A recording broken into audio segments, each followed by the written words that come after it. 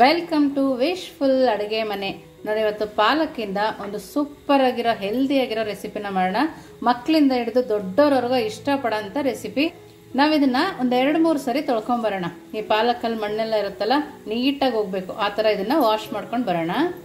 ನೋಡಿ, ಪಾಲಕ್ನ ನೀಟಾಗಿ ವಾಶ್ ಮಾಡ್ಕೊಂಡು ಬಂದಿದ್ದೀವಲ್ವ, ಇವಾಗ ಸಣ್ಣದಾಗಿ ಕಟ್ ಮಾಡ್ಕೋಬೇಕು. ನೋಡಿ, ಪಾಲಕ್ ಸೊಪ್ಪನ್ನ ಸಣ್ಣದಾಗಿ ಕಟ್ ಮಾಡ್ಕೋಬೇಕು. ನಮಗೆ ತೀರಾ ದಪ್ಪ ಕಟ್ ಮಾಡ್ಕೊಬಾರ್ದು, ತೀರಾ ಸಣ್ಣದಾಗಿ ಇರಬೇಕು. ನಾವು ಮಾಡೋ ರೆಸಿಪಿಗೆ ತುಂಬಾ ರುಚಿ ಕೊಡಬೇಕು ಅಂದರೆ ಸಣ್ಣದಾಗಿ ಕಟ್ ಮಾಡ್ಕೋಬೇಕು. ನೋಡಿ, ಎಲ್ಲ ಪಾಲಕನ್ನು ನಾವು ಈ ಥರ ಸಣ್ಣದಾಗಿ ಕಟ್ ಮಾಡ್ಕೊಂಡು ಬರೋಣ. ನೋಡಿ, ಈ ಥರ ಕಟ್ ಮಾಡಿದ್ಮೇಲೆ ನೆಕ್ಸ್ಟ್ ಏನು ಮಾಡೋದು ಅಂತ ನೋಡೋಣ ಬನ್ನಿ. ನೋಡಿ, ಎಲ್ಲದನ್ನು ಈ ಬೌಲ್ ಒಳಗಡೆ ಸೇರಿಸ್ಕೊಳ್ತಾ ಇದ್ದೀನಿ. ನೋಡಿ, ಈ ಥರ. ನೋಡಿ, ಇವಾಗ ಪಾಲಕ್ ಸೊಪ್ಪು ಸಣ್ಣದಾಗಿ ಕಟ್ಟಾಗಿ ಒಂದು ಬೌಲಲ್ಲಿ ಹಾಕೊಂಡಿದೀವಲ್ವ, ಒಂದು ಬೌಲ್ ಆಗುವಷ್ಟು ಇಲ್ಲಿ ಕಡಲೆ ಹಿಟ್ಟನ್ನ ಸೇರಿಸ್ಕೊಳ್ತಾ ಇದ್ದೀನಿ. ನಾವು ಬಜ್ಜಿ ಎಲ್ಲ ಮಾಡ್ತೀವಲ್ಲ, ಆ ಕಡಲೆ ಹಿಟ್ಟನ್ನೇ ನಾವಿಲ್ಲಿ ಸೇರಿಸ್ಕೊಬೇಕು. ಹಾಗೇನೆ ಒಂದು 3 ಸ್ಪೂನ್ ಆಗುವಷ್ಟು ಅಕ್ಕಿ ಹಿಟ್ಟನ್ನು ಕೂಡ ಸೇರಿಸ್ಕೊಳ್ತಾ ಇದ್ದೀನಿ. ಅಕ್ಕಿ ಹಿಟ್ಟು ಹಾಕೋದ್ರಿಂದ ತುಂಬಾ ಕ್ರಿಸ್ಪಿಯಾಗಿ ಬರುತ್ತೆ. ನೋಡಿ, 3 ಸ್ಪೂನ್ ಆಗುವಷ್ಟು ಸೇರಿಸ್ಕೊಂಡಿದ್ದೀನಿ. ಹಾಗೇನೆ ಸಣ್ಣದಾಗಿ ಕಟ್ ಮಾಡಿರೋ ಹಸಿ ಮೆಣಸಿನ್ಕಾಯಿ ಹಾಕೊಂಡಿದ್ದೀನಿ. ಒಂದು ಕೆಂಪಾಗಿತ್ತು ಅಂತ ಕೆಂಪು ಮೆಣಸಿನ್ಕಾಯಿ ಹಾಕೊಂಡಿದ್ದೀನಿ. ಹಸಿ ಮೆಣಸಿನ್ಕಾಯಿ ಕೂಡ ಹಾಕೋಬಹುದು. ಇಲ್ಲಿ ಒಂದು ಅರ್ಧ ಸ್ಪೂನ್ ಆಗುವಷ್ಟು ಅಜ್ವೈನ್ನ ಹಾಕೊಂಡು ಕೈಯಲ್ಲಿ ಕ್ರಷ್ ಮಾಡಿ ಹಾಕೊಳ್ತಾ ಇದ್ದೀನಿ. ಈ ಥರ ತಿಕ್ಕಿ ಹಾಕೊಳ್ಳೋದ್ರಿಂದ ರುಚಿ ಚೆನ್ನಾಗಿ ಬರುತ್ತೆ. ಒಂದು ಅರ್ಧ ಸ್ಪೂನ್ ಆಗುವಷ್ಟು ಜೀರಿಗೆ ಕೂಡ ಹಾಕೊಂಡಿದ್ದೀನಿ. ಹಾಗೇನೆ ಒಂದು ಅರ್ಧ ಸ್ಪೂನ್ ಆಗುವಷ್ಟು ಧನಿಯಾ ಪೌಡರ್ ಕೂಡ ಸೇರಿಸ್ಕೊಳ್ತಾ ಇದ್ದೀನಿ. ಆಮ್ಚೂರ್ ಪೌಡರ್ ಕೂಡ ಸೇರಿಸ್ಕೊಳ್ತಾ ಇದ್ದೀನಿ. ಒಂದು 1/4 ಸ್ಪೂನ್ ಆಗುವಷ್ಟು ಇದೆ. ಸ್ವಲ್ಪ ಚಿಲ್ಲಿ ಫ್ಲೇಕ್ಸ್ನ ಕೂಡ ಸೇರಿಸ್ಕೊಳ್ತಾ ಇದ್ದೀನಿ. ಹಾಗೇನೆ ಸ್ವಲ್ಪ ಅರಿಶಿನ ಪುಡಿ, ಸ್ವಲ್ಪ ಪೆಪ್ಪರ್ ಪೌಡರ್ ಒಂದು 1/4 ಸ್ಪೂನ್ ಆಗೋಷ್ಟು ಇದೆ. ಒಂದು ಅರ್ಧ ಸ್ಪೂನ್ ಆಗೋಷ್ಟು ಖಾರದ ಪುಡಿ. ಖಾರ ಬೇಕಂದ್ರೆ ಇನ್ನು ಸ್ವಲ್ಪ ಹಾಕೋಬಹುದು. ನೋಡಿ, ಇಷ್ಟೆಲ್ಲ ಹಾಕೊಂಡು ರುಚಿಗೆ ತಕ್ಕಷ್ಟು ಉಪ್ಪನ್ನು ಕೂಡ ಸೇರಿಸ್ಕೋಬೇಕು. ನೋಡಿ, ಉಪ್ಪನ್ನ ರುಚಿಗೆ ತಕ್ಕಷ್ಟು ಉಪ್ಪನ್ನ ಸೇರಿಸ್ಕೊಳ್ತಾ ಇದ್ದೀನಿ. ನೋಡಿ, ಇಷ್ಟು ಸೇರಿಸ್ಕೊಂಡಾದ್ಮೇಲೆ ನೀಟಾಗಿ ಕೈಯಲ್ಲಿ ಕಲಿಸ್ಕೋಬೇಕು. ನಾವು ಇವಾಗಲೇ ನೀರನ್ನು ಕೂಡ ಸೇರಿಸೋಂಗಿಲ್ಲ, ಇದೇ ಥರನೇ ನಾವು ಕಲಿಸ್ಕೊಬೇಕು. ಪಾಲಕ್ ಸೊಪ್ಪಲ್ಲಿರೋ ನೀರು ಸಾಕಾಗುತ್ತೆ. ನೋಡಿ, ಈ ಥರ ನೀಟಾಗಿ ಕೈಯಲ್ಲಿ ತಿಕ್ಕಿ ನಾವು ಕಲಿಸ್ಕೊಬೇಕು. ನಾವು ಪಾಲಕ್ ಸೊಪ್ಪು ತಿನ್ನೋದ್ರಿಂದ ಕೂಡ ತುಂಬಾ ಹೆಲ್ದಿಯಾಗಿರುತ್ತೆ.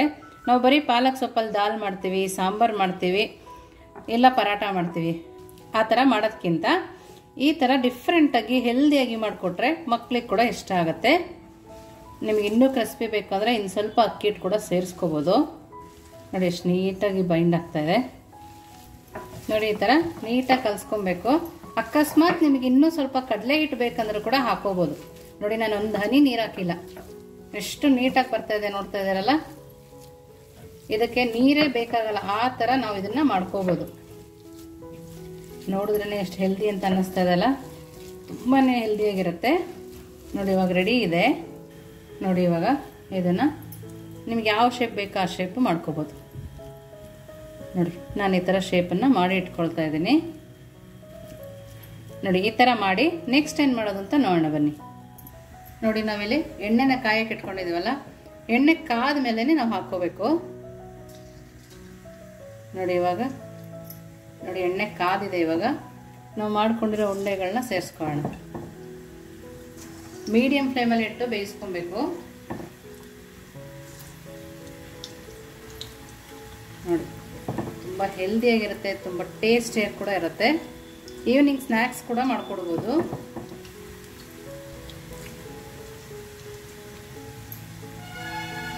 ನೋಡಿ, ಹಾಕಿ 1 ನಿಮಿಷ ಕೈ ಆಡಿಸ್ಬಾರ್ದು. ನೋಡಿ, ಇವಾಗ ನೋಡಿ ಎಷ್ಟು ಚೆನ್ನಾಗಿ ಕಾಣಿಸ್ತಾ ಇದೆ. ಮೀಡಿಯಂ ಫ್ಲೇಮಲ್ಲಿ ಇಟ್ಟು ನಿಧಾನಕ್ಕೆ ಬೇಯಿಸ್ಕೊಬೇಕು. ನೋಡಿ, ಈ ಕಲರ್ ಬರೋ ತನಕ ನಾವು ಬೇಯಿಸ್ಕೊಬೇಕು.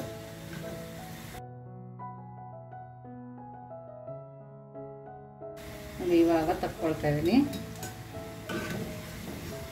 ಮಳೆ ಬರೋ ಟೈಮಲ್ಲಿ ಮಾಡಿಕೊಟ್ರಂತೂ ಮಕ್ಕಳು ತುಂಬ ಖುಷಿಯಿಂದ ತಿಂತಾರೆ, ಅಷ್ಟು ರುಚಿಯಾಗಿರುತ್ತೆ. ನೋಡಿ, ನಾವೆಲ್ಲದನ್ನು ಇದೇ ಥರ ಮಾಡ್ಕೊಂಡು ಬರೋಣ. ನೋಡಿ, ಒಂದು ಪ್ಲೇಟ್ ರೆಡಿ ಇದೆಯಲ್ಲ. ನೋಡಿ, ಇವಾಗ ಪಾಲಕ್ ವಡಿ ಸೂಪರ್ ರೆಸಿಪಿ, ಹೆಲ್ದಿ ಕೂಡ.